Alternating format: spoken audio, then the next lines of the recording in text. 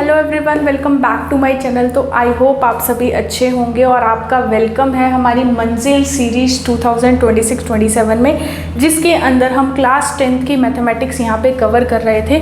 अभी तक हमने 2 चैप्टर यहाँ पे कम्प्लीटली सॉल्व कर लिए हैं, जिसमें हमने एक्सरसाइज बाय एक्सरसाइज आपको एनसीईआरटी के सारे कॉन्सेप्ट्स यहाँ पे बहुत ईजी लैंग्वेज में समझाए हैं। प्लस हमने क्वेश्चन प्रैक्टिस की है, एनसीईआरटी का एक एक क्वेश्चन हमने यहाँ पे बहुत अच्छे से सॉल्व किया है। और आपको सभी चैप्टर्स की साथ साथ वन शॉट वीडियो भी मिल जाएगी अगर आप एक ही वीडियो में पूरा चैप्टर समझना चाहते हैं तो 2 चैप्टर्स हमने यहाँ पे कवर कर लिए हैं और ये 3rd चैप्टर की हम एक्सरसाइज 3.1 जो कि अभी हम यहाँ पे सॉल्व करने वाले हैं। तो स्टार्ट करते हैं। जैसा मैंने आप सभी को अभी इंट्रोडक्शन पार्ट में बताया भी था कि हम चैप्टर 3 में पढ़ने क्या वाले हैं। चैप्टर 3 में हम अलग अलग मैथड्स को पढ़ेंगे और उन अलग अलग मैथड्स की हेल्प से कैसे हम लीनियर इक्वेशन इन 2 वेरिएबल्स को सॉल्व करेंगे वो हमें यहाँ पे देखना है। क्लियर हो रहा है इतना? ठीक है। अब देखो, अब पहली जो एक्सरसाइज है, जो एक्सरसाइज हमारी 3.1 है, उसमें जो मेथड हम यूज़ करेंगे वो ग्राफिकल मेथड यूज़ करेंगे। कौन सा मेथड यूज़ करेंगे? Graphical method. क्लियर हो रहा है? Graphical method. अब इस ग्राफिकल मेथड में होता क्या है, जो भी आपको 2 लीनियर इक्वेशंस दे रखी होती हैं, आपको उन दोनों लीनियर इक्वेशंस का ग्राफ ड्रॉ करना है और उस ग्राफ ड्रॉ करने के बाद दोनों लाइंस, मतलब 2 इक्वेशंस होंगी, उनकी दोनों लाइंस जिस पॉइंट पे इंटरसेक्ट करेगी वो पॉइंट आपका सॉल्यूशन होगा, यानी एक्स और वाई की वैल्यूज़ को शो करेगा। तो इसमें जो हमारा फर्स्ट क्वेश्चन है, form the pair of linear equations in following problems and find their solution graphically. इसमें आपको सॉल्यूशन ग्राफिकली निकालना है और पहला पार्ट यहाँ पे आप बहुत ध्यान से सुनना क्या है। 10 स्टूडेंट्स ऑफ क्लास 10th टूक पार्ट इन मैथमेटिकल क्विज। 10 ऐसे स्टूडेंट्स हैं, 10 ऐसे बच्चे हैं जिन्होंने एक मैथमेटिकल क्विज में पार्टिसिपेट किया है। If the number of girls is 4 more than the number of boys, मतलब जितनी नंबर ऑफ गर्ल्स हैं वो कितनी है, वो नंबर ऑफ बॉयज़ से 4 ज़्यादा हैं। तो आपको निकालना है find the number of boys and girls who took part in the quiz. कितने बॉयज़ थे, कितने गर्ल्स थे। तो इस टाइप के क्वेश्चन को सब सॉल्व करने का सबसे ईजी मैथड क्या होता है? सबसे पहले आप लेट कर लो, late the number of boys, let the number of boys equals to x। हमने मान लिया कि जितने बच्चों ने पार्टिसिपेट किया है क्विज में उसमें से जो बॉयज़ थे वो x थे। Now let the number of girls, let the number of girls, number of girls कितनी थी? नंबर ऑफ गर्ल्स के लिए उसने क्या बोला है? 4 more than the number of boys, मतलब टोटल नंबर ऑफ जितने बॉयज़ हैं उनसे 4 ज़्यादा, यानी x + 4। नाउ नेक्स्ट चीज़ क्या कह रहा है? इफ़ टोटल स्टूडेंट्स कितने हैं? 10। अगर टोटल स्टूडेंट्स कितने हैं? 10। टोटल स्टूडेंट्स कैसे आएगा? टोटल स्टूडेंट्स आएगा बॉयज़ और गर्ल्स को मिला के, राइट। तो यहाँ पे आप लिख लो टोटल स्टूडेंट्स कितने हैं? टोटल स्टूडेंट्स ये हैं आपके 10। अब गर्ल्स को ना यहाँ पे हमने x + 4 तो लिख दिया उसके बेसिस पे जो आपको गिवन दे रखा था, बट जब 2 वेरिएबल में लोगे तो आप क्या लेट करोगे? y लेट करोगे, राइट। तो यहाँ से आपको एक इक्वेशन मिलेगी y = x + 4, यानी कि अगर मैं इस y को इस तरफ लेके जाऊँ और नंबर को उस तरफ लेके जाऊँ तो क्या बनेगा? x - y = -4। This is equation number first. ये हमारी क्या हो गई? पहली इक्वेशन। दूसरी इक्वेशन बनेगी टोटल स्टूडेंट के बेसिस पे। टोटल स्टूडेंट्स कितने हैं? यहाँ पे 10 हैं। टोटल स्टूडेंट्स आए कैसे? गर्ल्स और बॉयज़ को प्लस करके। तो x + y कितना दे रखा है? 10 दे रखा है। ये हो गई आपकी इक्वेशन नंबर 2। अब इस फर्स्ट और सेकंड जो आपकी यहाँ पे इक्वेशन आई है, इसको हम ग्राफिकली सॉल्व करने वाले हैं। ग्राफिकली सॉल्व करने के लिए आपने 9th में भी पढ़ा है कैसे सॉल्व करते हैं, आप इसके पर्टिकुलर सॉल्यूशंस निकालते हो। तो पहले मैं इसके सॉल्यूशंस निकाल रही हूँ। यहाँ पे एक तरफ आप क्या लोगे? x लेके चलोगे, एक तरफ आप y लेके चलोगे, और जितने मर्जी आपको सॉल्यूशन निकालने आप इजीली निकाल सकते हो। तो सबसे पहले मैंने इसका निकाला, x की जगह मैं अगर 0 पुट करूँ तो y कितना आ जाएगा? 4 आ जाएगा। तो 0,4 हो गया। x की जगह अगर मैं 1 पुट करूँ तो y कितना मिल जाएगा? x की जगह 1 पुट कर रहे हैं, 1 इधर जाएगा, -5 माइनस माइनस कैंसिल, 5 आ जाएगा। और इसके अलावा अगर x की जगह मैं 2 पुट करूं तो मुझे यहाँ 6 मिल जाएगा, राइट। अब इस वाले का ग्राफ ड्रॉ करते हैं। इस वाले के सॉल्यूशंस क्या बनेंगे हमारे, x और y की क्या क्या वैल्यूज़ बनेंगी। पहले अगर आप x को 0 रखते हो तो वो 10 आएगा, x को 5 रखते हो तो वो भी 5 मिलेगा। और तीसरा क्या ले सकते हैं, कुछ भी ले लो, 2 ले लो, 3 ले लो, 4 ले लो। 4 लेते हैं तो ये कितना मिलेगा, 6। तो मतलब इस वाली इक्वेशन के कोऑर्डिनेट्स क्या बने जो हमें प्लॉट करने हैं, 0,4, 1,5 एंड 2,6, राइट। और इसके कोऑर्डिनेट्स क्या बने, 0,10, 5,5 एंड 4,6। इन छियों को जब आप ग्राफ के अंदर प्लॉट करोगे तो आपको 2 लाइंस मिलेंगी। चलो इनका एक बार ग्राफ बनाते हैं, इसको इरेज कर देते हैं। तो अब हम इसका एक बार ग्राफ बनाएंगे। ये सभी पॉइंट्स हमें प्लॉट करने हैं।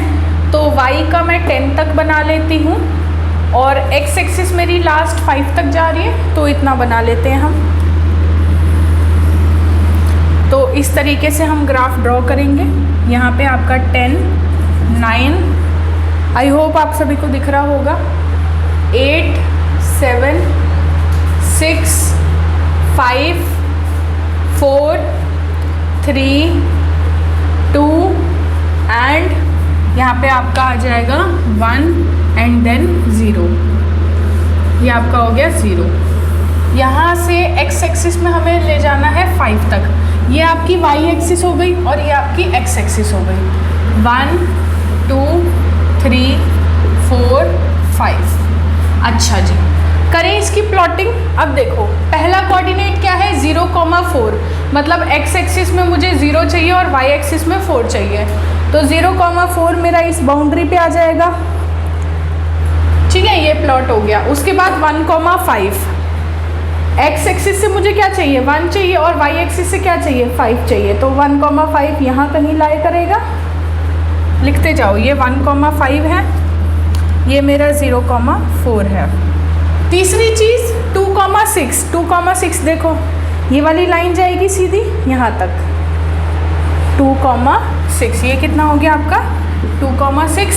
ये दोनों भी हमारे प्लॉट हो चुके हैं। 0,10, 0। अच्छा, ये जो 3 पॉइंट्स आपने प्लॉट करे हैं ना, इन तीनों से आपकी एक स्ट्रेट लाइन बनेगी। तो मैं इन तीनों को ज्वाइन करके एक स्ट्रेट लाइन ड्रॉ कर देती हूँ। ये आपकी पहली स्ट्रेट लाइन हो गई इस वाली इक्वेशन की। कौन सी equation, x minus Y equals to -4, x minus Y equals to -4। उसके बाद इस वाली इक्वेशन की जो मुझे लाइन ड्रॉ करनी है, उसके लिए मुझे ये 3 पॉइंट्स को कोऑर्डिनेट करना पड़ेगा। यहाँ पे 0,10, 0,10 यहाँ लाया करेगा, 0,10। उसके बाद 5,5 और 4,6। 5,5 देखो ये वाली लाइन यहाँ पे 5,5 बनाएगी। 4,6 देखो 6 यहाँ पे है, तो 4,6 ये वाली लाइन हो गई। क्लियर। अब यानी मुझे इन तीनों पॉइंट्स को ज्वाइन करना है, तो यहाँ से मैंने ज्वाइन करना चालू करा और एकदम स्ट्रेट लाइन में इसको हमें ज्वाइन करना है। आई नो कि ये जो बोर्ड है ना, इस पर स्ट्रेट लाइन ड्रॉ करना तो पॉसिबल नहीं है, पर कोशिश पूरी रहेगी कि अच्छे से ड्रॉ हो जाए। ठीक है, ये हो गई आपकी ये वाली कौन सी इक्वेशन, x + y = 10। हमेशा ना लाइन के ऊपर लिख दिया करो कि वो जो आपने ग्राफ बनाया है वो कौन सी इक्वेशन का ग्राफ है। ठीक है। अब मैंने आप लोगों को क्या चीज़ बताई थी, मैंने आप लोगों को ये बताया था कि जहाँ पे दोनों लाइंस इंटरसेक्ट करे उस पॉइंट के जो x कोऑर्डिनेट और y कोऑर्डिनेट होंगे वही आपके क्या होंगे, x और y की वैल्यूज़ होंगी।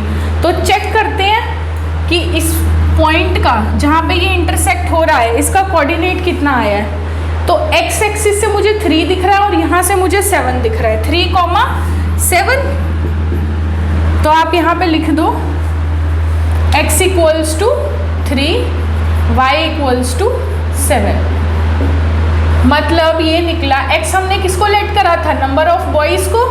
तो नंबर ऑफ बॉयज़ कितने हो गए, number of boys equals to 3 और नंबर ऑफ गर्ल्स कितनी हो गई, number of girls equals to 7।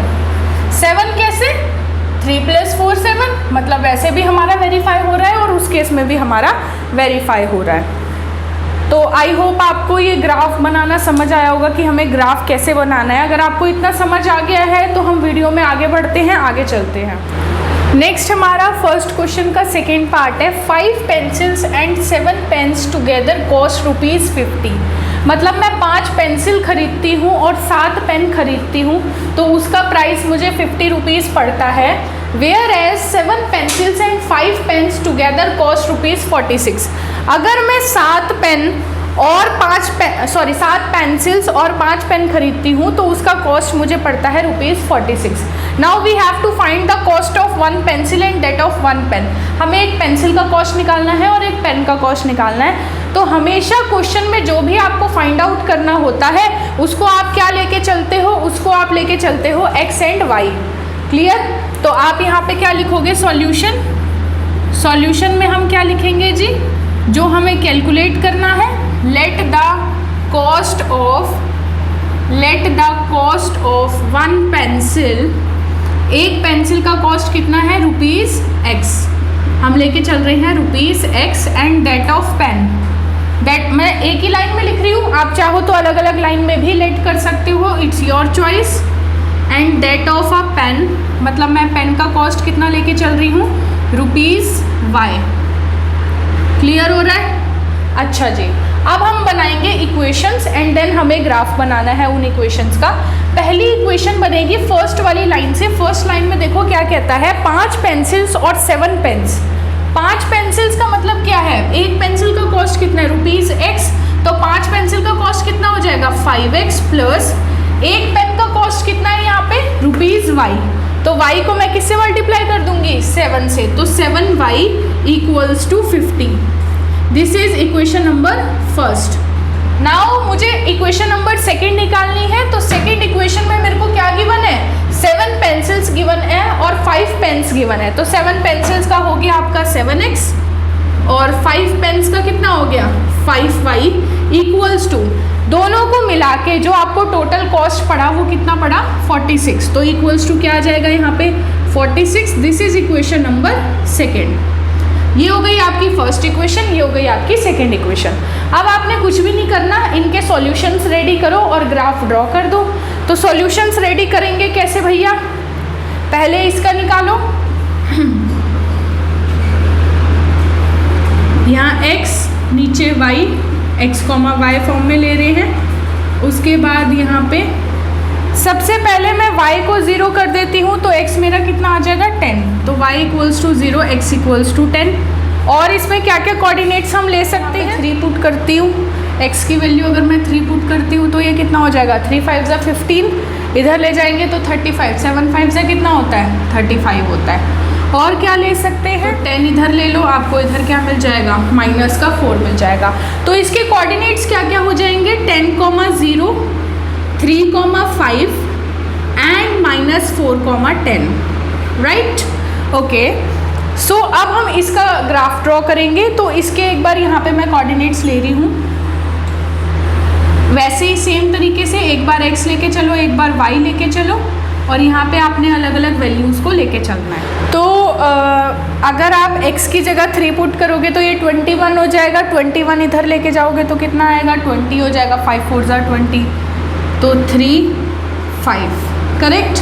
अच्छा, और देखो और क्या आ सकता है, अगर आप y की जगह 8 रखते हो तो 8 5 ज़ा 40, उधर कितना बचेगा, 6 नहीं जाएगा। x की जगह -2 रखो, ये कितना हो जाएगा आपका, -14 इधर लेके जाओगे तो कितना बचेगा, 4 और 6 12 आ जाएगा, राइट। तो -2 इधर ले लेते हैं और 12 इधर ले लेते हैं। अच्छा, अगर हम y की जगह -2 रखते हैं तो ये माइनस का 10 बन जाएगा, -10 इधर लाओगे तो 56 8 पे जा रहा है इसका मतलब, तो 8, -2। तो इस हिसाब से इसके कोऑर्डिनेट्स क्या क्या बचेंगे, 3, 5, -2, 12, 8, -2, यही बनेंगे इसके कोऑर्डिनेट्स।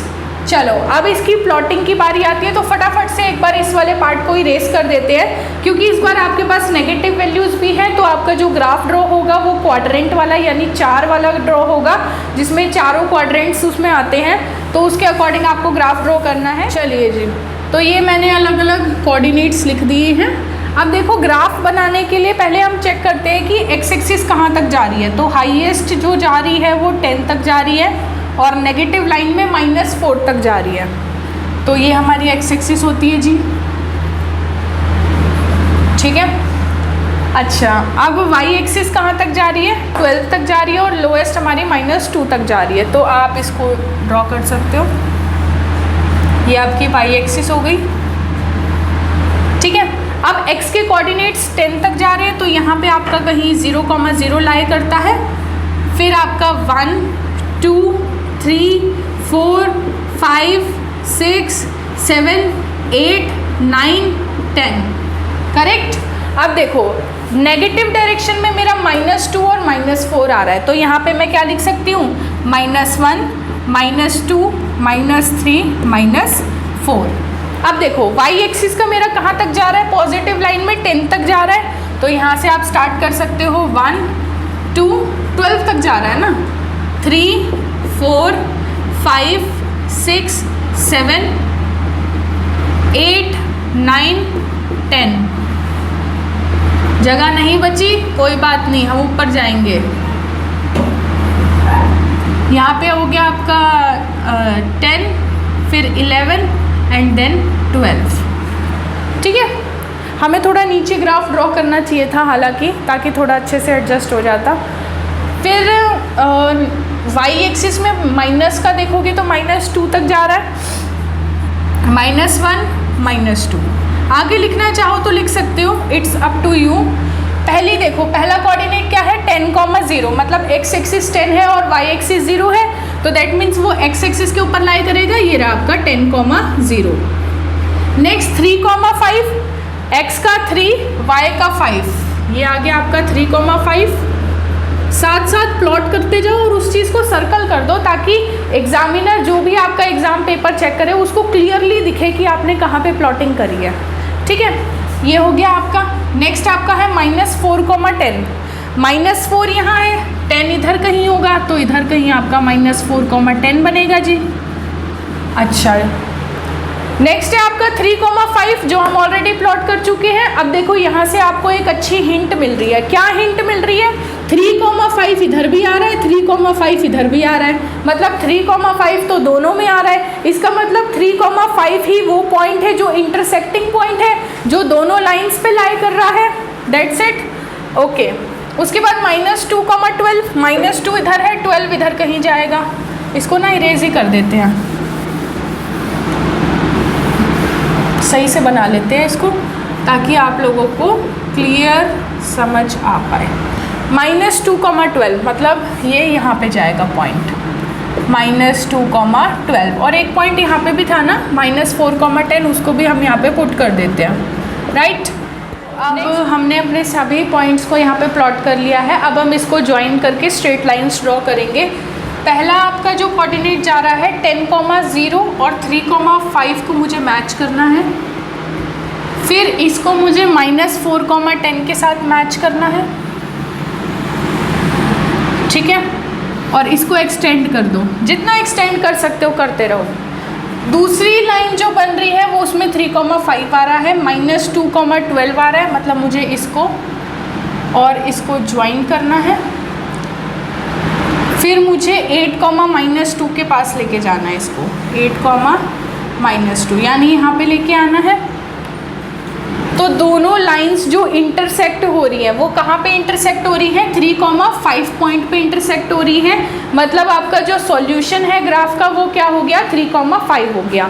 तो हमने किसको लेट करा था? पेंसिल के कॉस्ट और पेन के कॉस्ट को करा था। तो आप लास्ट में क्या लिख दोगे? Cost of a pencil, cost of a pencil equals to ₹x आपको दे रखा था ना कॉस्ट, तो x की वैल्यू कितनी आई है? 3,5 आया ना, x इक्वल्स टू 3 और y इक्वल्स टू 5 आया है।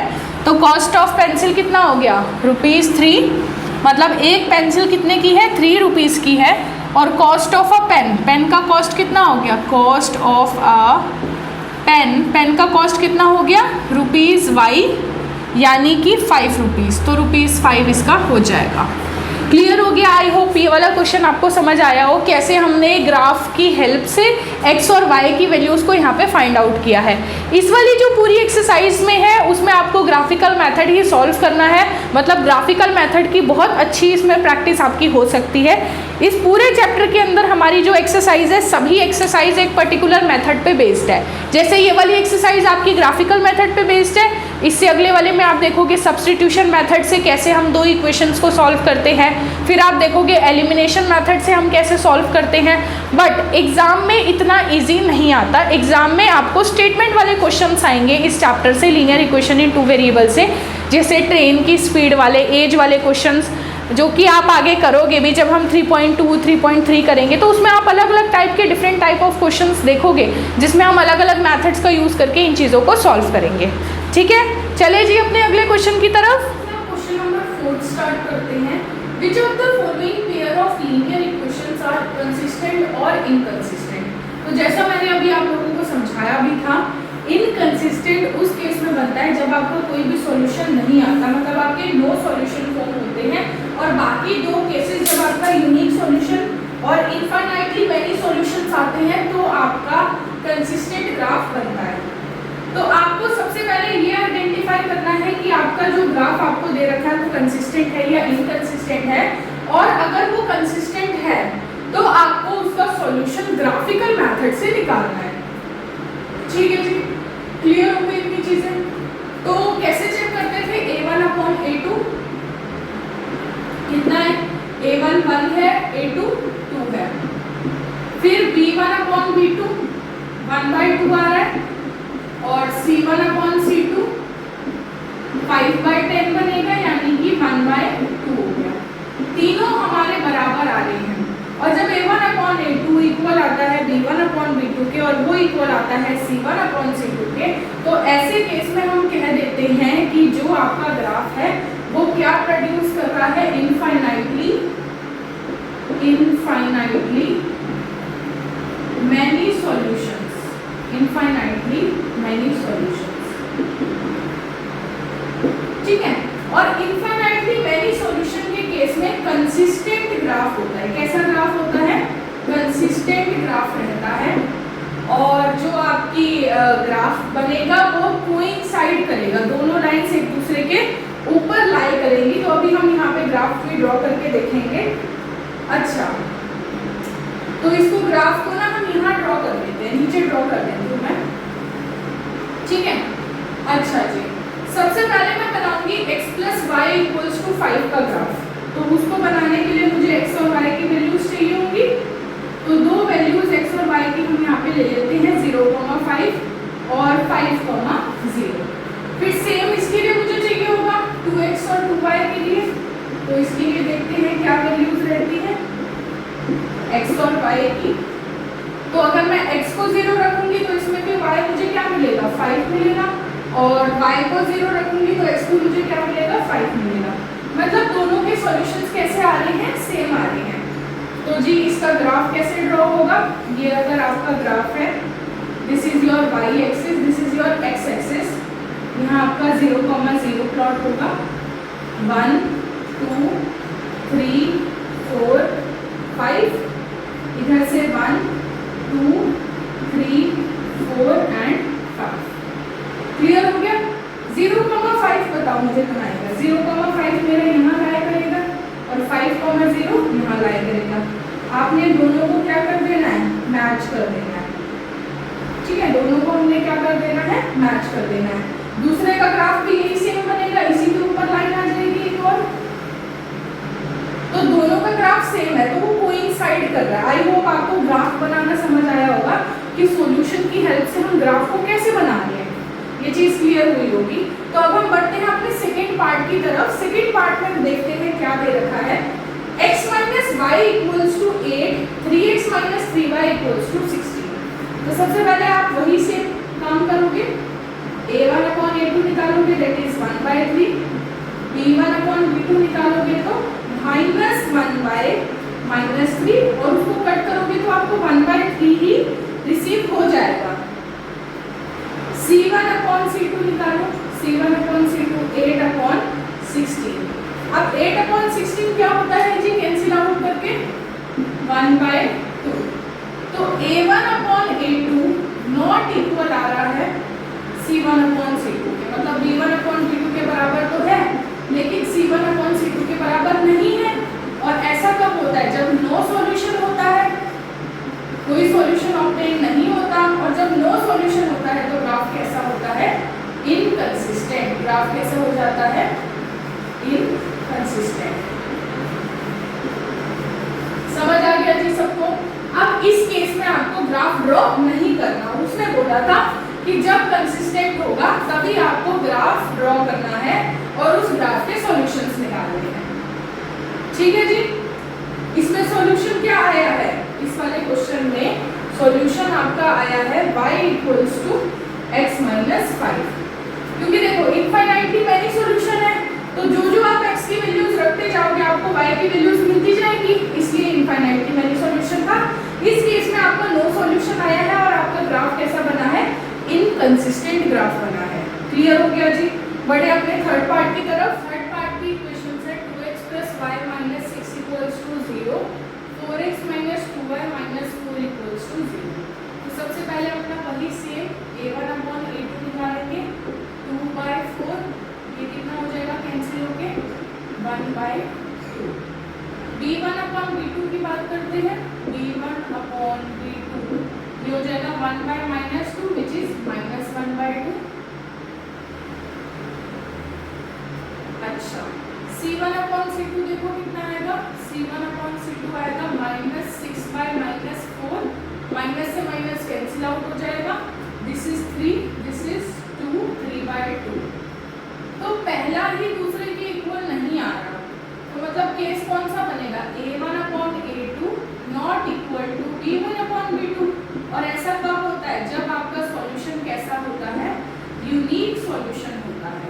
जब आपका सॉल्यूशन कैसा होगा, यूनिक सॉल्यूशन होगा, उस केस में ऐसा होगा। अच्छा जी, अब अगर सॉल्यूशन यूनिक होगा तो कंसिस्टेंट होगा या इनकंसिस्टेंट होगा, ऑब्वियसली कंसिस्टेंट ही ग्राफ देगा, तो दिस इज कंसिस्टेंट। अब कंसिस्टेंट होगा तो आपको इसका ग्राफ ड्रॉ करना है और इसका सॉल्यूशन निकालना है। तो सबसे पहले हम इसकी बात करते हैं, इसके सॉल्यूशन ढूंढते हैं। यहाँ पे हम x लेके चल रहे हैं, यहाँ पे y लेके चल रहे हैं और दो सॉल्यूशन काफी है आपके ग्राफ को ड्रॉ करने के लिए। तो अगर मैं x की जगह 0 लूंगी तो y की वैल्यू मुझे कितनी मिलेगी, 6 मिलेगी, और अगर y की जगह 0 लूंगी तो x की वैल्यू कितनी मिलेगी, 3 मिल जाएगी। दूसरे का ग्राफ ड्रॉ करते हैं। यहाँ पे आपने x लिया, यहाँ पे आपने y लिया। अगर मैं x की वैल्यू को 0 पुट करती हूँ तो मुझे y मिलेगा -2, और अगर मैं y की जगह 0 पुट करती हूँ तो x मिलेगा 1। तो ग्राफ के अकॉर्डिंग मुझे y में चाहिए -2 और 6 तक, तो आप इस तरीके का ग्राफ ड्रॉ कर लो, y एक्सिस, और x में मुझे सिर्फ पॉजिटिव दिखती है, तो ये मैंने x एक्सिस इस तरीके से ड्रॉ कर दी। यहाँ पे कहीं आपका 0 होता है, फिर आपका आ जाएगा 1, 2, 3 एंड 4। इधर आपका 6 तक जाएगा, तो थोड़ा सा मुझे यहाँ पे अच्छे से ड्रॉ करना पड़ेगा। 3, 4, 5 और यहाँ पे 6 तक आ गया। और y की जो नेगेटिव एक्सिस जाएगी वो -2 तक जाएगी, तो यहाँ पे आपको मिल गया -1, -2, फिर -3। अगर आपको आगे भी लेनी है तो आप ले सकते हो। 0,6 यहाँ पे आएगा जी, और 3,0 यहाँ पे आएगा। मतलब मेरी पहली लाइन जो बनेगी वो ये वाली लाइन बनेगी, कौन सी, 2x + y वाली, 2x + y - 6 = 0 वाली। ठीक है, थोड़ा सा स्पेस का इशू है इसलिए ऐसे ड्रॉ हो रहा है। बाकी आप जब अपनी ग्राफ नोटबुक पर ड्रॉ करोगे ना तो आई थिंक अच्छे से कर लो। सॉल्यूशन ये है, इसके ग्राफ की बात करते हैं। 1,0 मेरा यहाँ लाई करेगा, -2 यहाँ लाई करेगा, तो ये मेरी लाइन जाएगी दूसरी वाली, जो फर्दर यहाँ से ऐसे पास हो जाएगी। सही है जी, कोई दिक्कत किसी को, भैया किसी को कोई परेशानी दिक्कत, कुछ प्रॉब्लम तो भैया आप पूछ सकते हो। चलिए जी, मतलब किसी को कोई प्रॉब्लम नहीं है। अब आपको चेक करना है इसका जो यूनिक सॉल्यूशन बना, मतलब जो इंटरसेक्टिंग लाइंस आई वो किस पॉइंट पे इंटरसेक्ट कर रही है। तो यहाँ एक्स एक्सिस से वो 0 और 2 पे है और वाई से भी 2 पे है, मतलब उसके कोऑर्डिनेट क्या हो गए 2, 2। अब 2, 2 कोऑर्डिनेट का क्या मतलब है कि x की वैल्यू भी कितनी आई है 2 आई है और y की वैल्यू भी कितनी आई है 2 आई है। This is your final answer. Clear हो गया। चलिए अपने क्वेश्चन के फोर्थ पार्ट की तरफ। फोर्थ पार्ट में क्या पूछा है, 2x - 2y - 2 = 0, 4x - 4y - 5 = 0। तो सबसे पहले a1/a2 की बात करेंगे। 2/4 करा हमने तो हमें क्या मिल गया 1/2। फिर हम b1/b2 की बात करते हैं, -2/-4, ये भी कितना आ गया जी 1/2 आ गया। c1/c2 की बात करते हैं, c1/c2 कितना आया -2/-5, तो दैट इज इक्वल्स टू 2/5। तो a1/a2 तो बराबर है b1/b2 के, लेकिन वो नॉट इक्वल है c1/c2 के। a1/a2 equals to b1/b2 not equals to c1/c2। तो ऐसा कब होता है, जब आपका नो सॉल्यूशन आता है। ये कंडीशन किसकी है, नो सॉल्यूशन की है। तो अगर आपका नो सॉल्यूशन है तो वो कंसिस्टेंट होगा या इनकंसिस्टेंट होगा, तो भैया वो इनकंसिस्टेंट हो जाता है। ठीक है जी। अच्छा, अभी हमें क्वेश्चन में बोला था कि अगर कंसिस्टेंट होगा तो ही आपको ग्राफिकली से सॉल्यूशन फाइंड आउट करके दिखाना है, अदरवाइज नहीं करना। तो बेसिकली इस केस में हमारा इनकंसिस्टेंट आया है, तो इस केस में हमें नहीं करना। तो हमारे 1-2 क्वेश्चन और रह गए हैं एक्सरसाइज के, उनको कवर करते हैं और फटाफट से इस लेक्चर को फिनिश करते हैं। तो बढ़ते हैं अपने क्वेश्चन नंबर 5। तो अभी हम अपना क्वेश्चन नंबर 5 जो है वो यहाँ पे स्टार्ट कर रहे हैं। Half the perimeter of a rectangular garden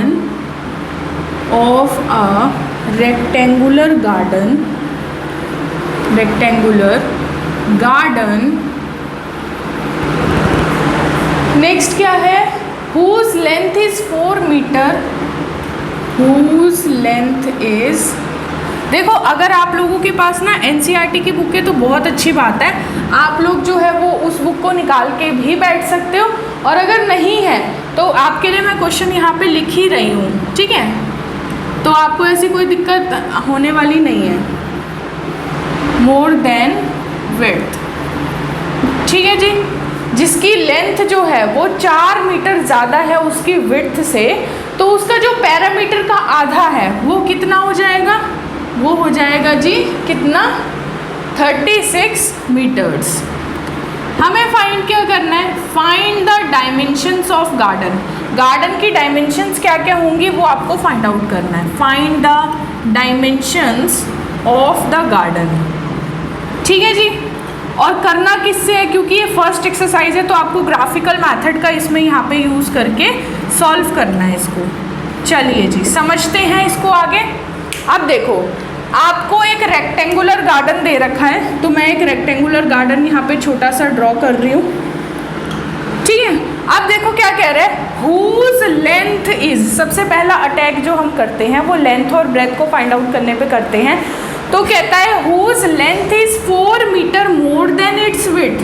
उसकी जो लेंथ है वो 4 मीटर ज़्यादा है, किससे ज़्यादा है, उसकी विड्थ से ज़्यादा है, मतलब उसकी ब्रेथ से ज़्यादा है। तो आप किसको लेट करोगे, आप लेट करोगे विड्थ को। Let the width of a rectangular garden, let the width of the rectangular garden कितना मान लिया जी, x मीटर्स, ठीक है। अगर विड्थ जो है वो x मीटर्स है तो आपको जो लेंथ लेके चलनी है वो 4 मीटर ज़्यादा लेके चलनी है।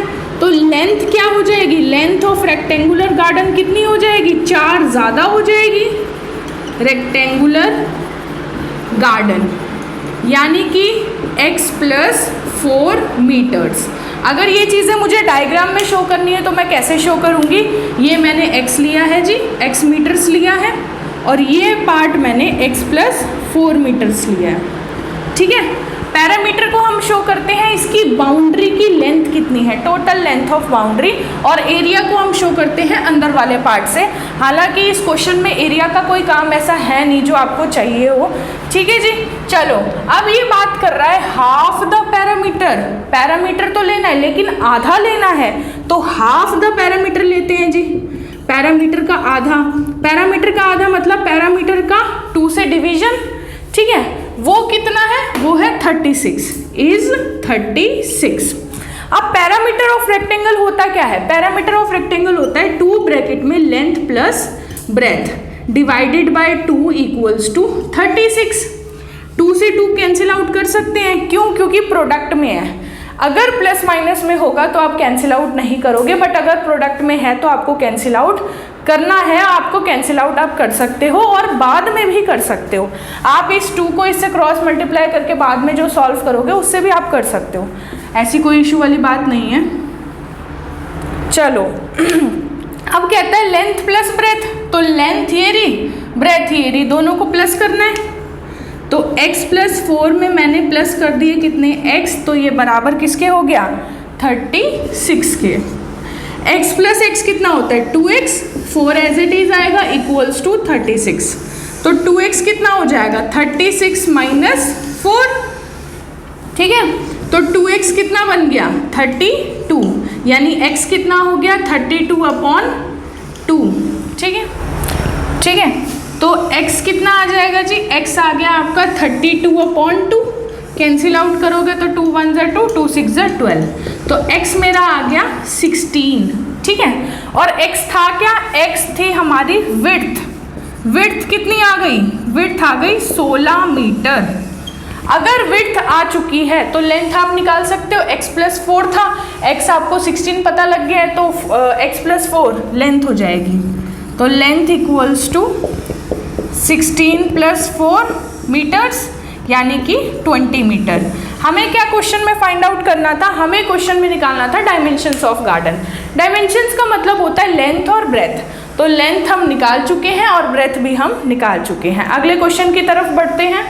क्वेश्चन नंबर 6 की बात करें तो आपको इसमें एक लीनियर इक्वेशन दे रखी है, गिवन द लीनियर इक्वेशन, ठीक है।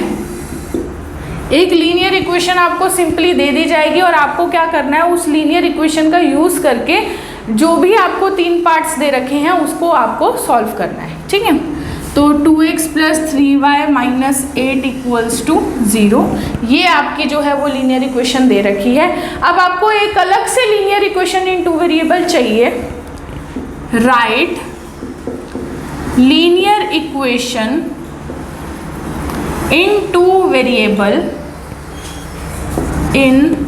2 वेरिएबल्स, मतलब आपको एक और लीनियर इक्वेशन इन 2 वेरिएबल निकालनी है, और सच दैट इस तरीके से निकालनी है कि उसका जो ज्योमेट्रिकल रिप्रेजेंटेशन होगा उसका पेयर किस तरीके से फॉर्म होना चाहिए, वो मैं लिख रही हूँ। Such that their geometrical representation, मतलब उनकी जो ज्योमेट्रिकल रिप्रेजेंटेशन है वो कैसी होनी चाहिए, representation of the pair so formed, मतलब जो पेयर वो फॉर्म होगा उसका कैसे होना चाहिए वो मैं लिख देती हूँ। फर्स्ट पार्ट, पहले पार्ट देखो, इसमें 3 पार्ट्स है टोटल, इंटरसेक्ट, तो 3 पार्ट्स में से जो सबसे पहला पार्ट है that is intersecting lines. Second part is parallel lines, दोनों लाइंस कैसा फॉर्म होनी चाहिए, पैरेलल होनी चाहिए। और तीसरा पार्ट है कोइंसिडेंट करे। कोइंसिडेंट का क्या मतलब है, एक लाइन के ऊपर ही दूसरी लाइन है, ठीक है, एक लाइन दूसरी लाइन को कवर कर रही है, उसके ऊपर ही आके बैठ चुकी है। अब आपने क्या करना है, आपको जो इक्वेशन दे रखी है उसकी हेल्प से एक अनदर इक्वेशन निकालनी है सच दैट कि वो इन 3 कंडीशंस को फॉलो करे। बात करते हैं पहली कंडीशन की, दैट इज इंटरसेक्टिंग लाइंस। अब लाइंस इंटरसेक्टिंग कब होती हैं, लाइंस इंटरसेक्टिंग तब होती हैं जब A1/A2 कब होती हैं, कंडीशन लिख देते हैं, जब A1/A2 नॉट इक्वल टू होता है B1/B2 के। तो कोई एक ऐसी अपनी मर्जी से इक्वेशन फॉर्म कर दो कि ये जो A1 है B1 है इसके साथ नीचे रेशियो में इस तरीके से आए कि वो बराबर ना हो। तो रैंडमली मैंने एक इक्वेशन लिख दी 3x - 8y प्लस फलाना इक्वल्स टू 0। अब इससे क्या हो रहा है देखो, उस वाली का और इसका जब आप रेशियो निकालोगे तो 2/3 बनेगा, नॉट इक्वल आएगा किसके 3/-8 के, विच इज़ ट्रू। हमें यही कंडीशन सेटिस्फाई करनी थी, तो ये कंडीशन सेटिस्फाई होगी। अब बात आती है कि बुक में जो आंसर दे रखा है वो ये तो नहीं है, तो भैया इसमें क्या होता है, इसमें ये होता है कि आप इसमें लाखों इक्वेशंस फॉर्म कर सकते हो जो इस कंडीशन को सेटिस्फाई करती हैं, ठीक है। तो हमें उनकी कोई नीड नहीं है कि बुक से आंसर मैच नहीं हो रहा है या क्या है। अगर आप ये आंसर भी लिख के आते हो तो आपका आंसर बिल्कुल करेक्ट होगा। क्यों? क्योंकि ये भी उस कंडीशन को सेटिस्फाई कर रहा है जो कंडीशन हमें चाहिए। क्लियर हो गया। पैरेलल लाइंस की बात करें, देखो अगर आपको कंडीशन पता है ना, आप लाखों इक्वेशंस फॉर्म कर सकते हो, ठीक है। पैरेलल लाइंस कहता है कि A1/A2 तो बराबर होना चाहिए B1/B2 के, लेकिन नॉट इक्वल टू होना चाहिए C1/C2 के, ठीक है जी। आप इस तरीके से कोई इक्वेशन फॉर्म कर दो, आपका आंसर आ जाएगा, ठीक है। अब मैं 2 के साथ कुछ ऐसा लूँगी जो मैं 3 के साथ लूँ और वो बराबर आ जाए। तो देखो सोचो, क्या मैं ले सकती हूँ 6x, तो क्या आएगा 2/6 यानी 1/3 आएगा। तो यहाँ पे भी 1/3 बनाने की कोशिश करते हैं, बट यहाँ पे कुछ और ले लेते हैं। यहाँ पे मैंने ले लिया 7। बताओ जी कंडीशन ट्रू है? क्यों? क्योंकि जब आप इसका रेशियो निकालोगे तो 2/6, 3/9 और -8/7 बनेगा, विच इज़ ट्रू। क्योंकि ये दोनों ही क्या आ रहे हैं 1/3 आ रहे हैं, तो ये तो बराबर है, लेकिन ये लास्ट वाला नॉट इक्वल टू है, ठीक है। ये एग्जाम में मत लिख के आ जाना, एग्जाम में इतना ही लिख के आना है, कंडीशन और इक्वेशन, यानी आपका फाइनल आंसर। इस पे बेस्ड भी आप लाखों इक्वेशंस फाइंड आउट कर सकते हो, कोई भी इक्वेशन लिख सकते हो जो इस कंडीशन को सेटिस्फाई करे, ठीक है। नेक्स्ट आता है कोइंसिडेंट लाइंस। कोइंसिडेंट लाइंस का मतलब होता है तीनों बराबर हैं, A1/A2, B1/B2 और C1/C2, ठीक है। तो तीनों बराबर है तो तीनों का कोई एक सेम रेशियो ले लो। अगर मैं यहाँ पे डबल करना चाहूँ तो मैं 4x ले लेती हूँ प्लस 6y ले लेती हूँ -16 = 0 ले लेती हूँ। क्यों? चेक करके देखो, 2/4 करूँगी, 3/6 करूँगी, -8/-16 करूँगी, तीनों का आंसर सॉल्व करके 1/2 बनेगा मेरा। तीनों आपस में क्या हो गए? बराबर हो गए। तो ले सकते हैं हम ये वाला एग्जाम्पल, बिल्कुल ले सकते हैं।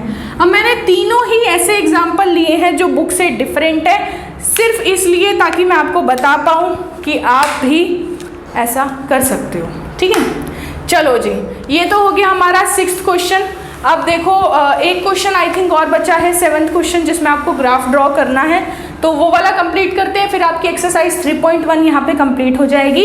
यानी कि 3.1 कंप्लीट हो जाएगी, उसका मतलब है कि ग्राफिकल मेथड हमने पूरे तरीके से यहाँ पे सीख लिया, ठीक है। चलो जी 7th क्वेश्चन करते हैं। यदि नहीं समझ आ रही कोई चीज़ या कुछ बात आपको पूछनी है तो आप कमेंट में पूछ सकते हो। एक इन्फॉर्मेशन छोटी सी और आप लोगों को देनी थी यहाँ पे।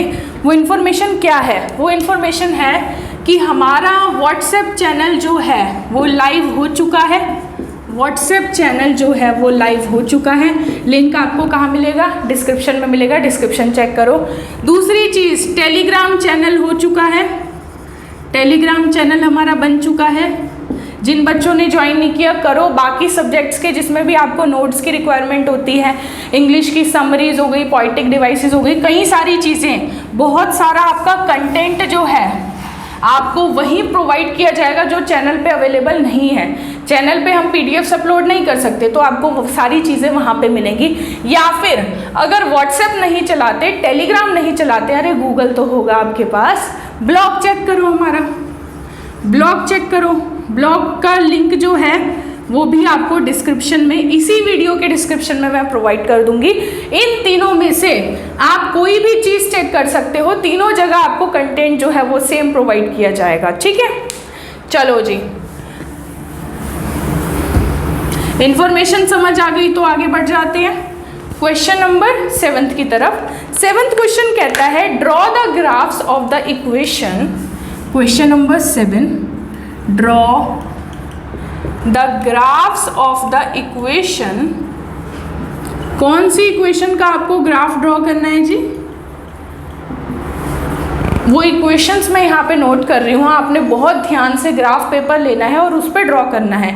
मैं यहाँ पे रफली ड्रॉ कर रही हूँ because it is a board, but आपको ग्राफ पेपर लेना है और उस पर ड्रॉ करना है ताकि कोई भी मिस्टेक का कोई चांस ही ना रहे।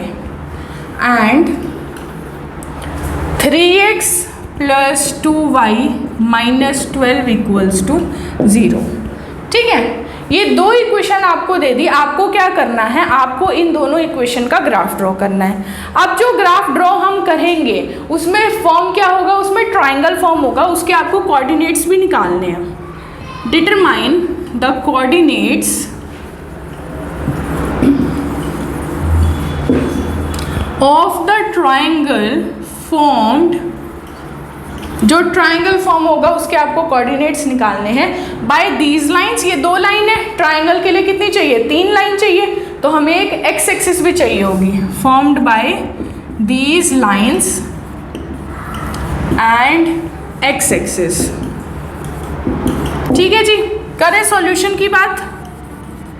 चलो जी स्टार्ट करते हैं। पहले फर्स्ट इक्वेशन मेरी ये है और सेकंड इक्वेशन मेरी ये है। पहला काम दोनों का ग्राफ ड्रॉ करना है, तो हमें क्या चाहिए होंगे, सॉल्यूशंस चाहिए होंगे। तो x - y + 1 = 0 का सॉल्यूशन निकालेंगे। This is my solution box. 2 solution बहुत है, ज़्यादा निकालने की नीड नहीं है। सबसे पहले मैं y को 0 रखूँगी तो मुझे x क्या मिलेगा, -1 मिल जाएगा। और अगर मैं x को 0 पुट करूँगी तो y मुझे कितना मिल जाएगा, 1 मिल जाएगा। अगली चीज़ इससे निकालो, 3x + 2y - 12 = 0। इसके सॉल्यूशंस क्या क्या होंगे जी, x और y हम यहाँ निकाल रहे हैं। इसके सॉल्यूशन के लिए अगर मैं y को 0 रखती हूँ तो मुझे x कितना मिल जाएगा, 4 मिल जाएगा। और x को 0 रखूँगी तो y कितना मिल जाएगा, 6 मिल जाएगा। ठीक है, ये कोऑर्डिनेट्स आपको प्लॉट करने हैं और ग्राफ ड्रॉ करना है। अब मेरा x हाईएस्ट जा रहा है 4 तक और सबसे कम जा रहा है -1 तक और y जा रहा है 6 तक। तो उसी तरीके से आपको ग्राफ ड्रॉ करना होगा। ठीक है, ये मैं ग्राफ ड्रॉ कर रही हूँ। ये हो गई मेरी y एक्सिस, ये हो गई मेरी x एक्सिस। यहाँ कोऑर्डिनेट होता है 0, -1, -2। इस तरफ x कितने तक लेके जाना है, 4 तक। तो 1 2 3 4, आगे लिखना है मर्जी है, लिखो मत लिखो एक ही बात है। y लेके जाना है मुझे 6 तक, तो 1 2 3 4 5 एंड 6। अब प्लॉटिंग करेंगे -1, 0 ये रहा भैया, -1, 0। साथ साथ कोऑर्डिनेट लिखते रहना ताकि गलती होने का, मार्क्स कटने का कोई चांस ही ना बने। ठीक है, उसके बाद 0,1, ये रहा 0,1, 0,1। लाइन ड्रॉ कर दो जी, जितनी लंबी कर सकते हो ड्रॉ कर दो भैया। देखो पहले बता रही हूँ ग्राफ में ड्रॉ करना, क्योंकि यहाँ टेढ़ा मेढ़ा हो सकता है। ठीक है, 4,0, 4,0 ये हो गया कोऑर्डिनेट। 0,6 ये हो गया 0,6। इनको ज्वाइन कर दो। कैसे ज्वाइन करें, स्ट्रेट लाइन, ये हो गई ज्वाइन। अब देखो ट्राइंगल किससे बनना चाहिए, by these lines, these line से बनना चाहिए और एक्स एक्सिस का सहारा लेना पड़ेगा। तो आपका जो ट्राइंगल यहाँ पे बना उसके कोऑर्डिनेट्स क्या क्या हो गए, यहाँ पे जो कोऑर्डिनेट्स आपके बने डेट इज़ 2,3, जहाँ पे वो इंटरसेक्ट कर रहे हैं। दूसरा कोऑर्डिनेट देखो वही सेम -1,0 जा रहा है और चौथा कोऑर्डिनेट क्या हो गया, 4,0 हो गया। ठीक है, तो आप इसके कोऑर्डिनेट्स जो आपसे पूछा था वो लिख दो और अपने ट्राइंगल को जो है वो शेड कर सकते हो। तो शेडिंग के लिए हम दूसरा कलर यूज़ करेंगे, दूसरे कलर का मार्कर यूज़ करेंगे। ठीक है, तो इसको मैंने कर दिया यहाँ पे शेड। रूह अफ़ज़ा जैसा कलर लग रहा है ना। चलो जी, शेड हो गया। अब इसके कोऑर्डिनेट्स क्या क्या हो गए, कोऑर्डिनेट्स हो गए जी -1,0। This is your final answer, तो ध्यान से देखना है। 4,0, 2,3। तो आई होप आपको ग्राफिकल मेथड अच्छे से क्लियर हुआ होगा, हर एक क्वेश्चन जो यहाँ पे सिखाया गया है वो समझ आया होगा। यदि अभी तक आप लोगों ने इस चैनल को सब्सक्राइब नहीं किया तो कर लो जी। कब करोगे? साइंस का सिलेबस यहाँ पे स्टार्ट हो चुका है, साइंस का सिलेबस अश्वनी सर ने स्टार्ट कर दिया है। दूसरी चीज़, इंग्लिश का सिलेबस मैंने यहाँ पे स्टार्ट कर दिया है, तो अगर अभी तक आप लोगों ने चेकआउट नहीं किया तो कर सकते हो। एसएसटी और हिंदी की सिलेबस की वीडियो, डिस्कशन की वीडियो ऑलरेडी चैनल पे आ चुकी है, जाओ जाके वॉच करो, अच्छे से पढ़ाई करो और 10th में अच्छे मार्क्स आपको स्कोर करने हैं इस साल। पूरे साल आपको इस चैनल के साथ जुड़े रहना है ताकि आपको कोई भी प्रॉब्लम ना हो। उसके अलावा ग्रैब एंड गेन 2.0 की हम बात करें तो यहाँ पे क्लास 10th के ऑल सब्जेक्ट्स आपको प्रोवाइड किए जा रहे हैं, पढ़ाए जा रहे हैं। तो ये चैनल आप अपने फ्रेंड्स को भी रिकमेंड कर सकते हो, आपका कोई फैमिली रिलेटिव है उसको भी रिकमेंड कर सकते हो, क्योंकि बाकी क्लासेस भी यहाँ पे स्टार्ट की जा रही हैं बहुत जल्द। तो 9th क्लास से लेके 12th क्लास तक सारा कंटेंट आपको इस चैनल पर प्रोवाइड किया जाएगा। अगर आपका कोई छोटा भाई बहन है तो grab and gain juniors channel का लिंक मैं आपको डिस्क्रिप्शन में डाल दूंगी, उसमें आपको 6th क्लास से लेके 8th क्लास तक का सभी सब्जेक्ट का ऑल कंटेंट प्रोवाइड किया जाएगा। ठीक है जी, कोई दिक्कत, किसी को कोई परेशानी? चलो जी, इस वीडियो को यहीं समाप्त करते हैं। तो आज के वीडियो में इतना ही था। पढ़ते रहिए, आगे बढ़ते रहिए, बाय।